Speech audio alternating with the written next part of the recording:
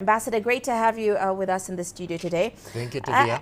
And I just want to start off with the relationship between the two nations, because we know President Xi arrived in South Africa yesterday, but he first headed for those talks with President Ramaphosa. So given that we know China is South Africa's biggest trading partner, what's your take on the expectations or what President Xi's visit means for the country?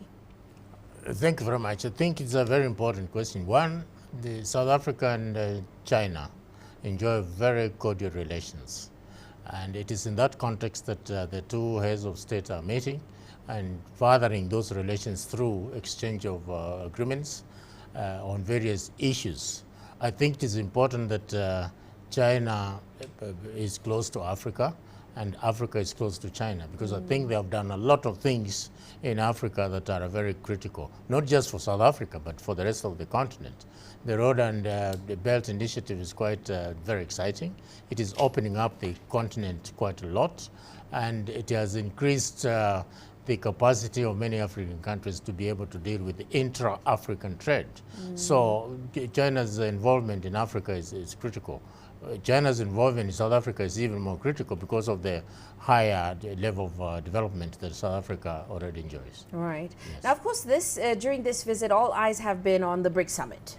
We're all waiting to hear what comes out of that meeting. But two presidents are also meeting about their personal relationship.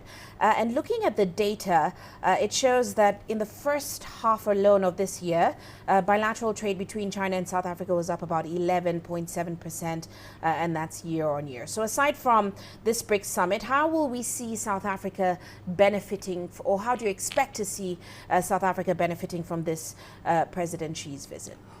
Well, not just South Africa. I think it's a gateway to Africa. So I look at it in a more holistic aspect in terms of continental aspirations. But significantly, it will enhance relations, it will enhance trade, it will enhance understanding between South Africa and China. That's good for Africa, that's good for China.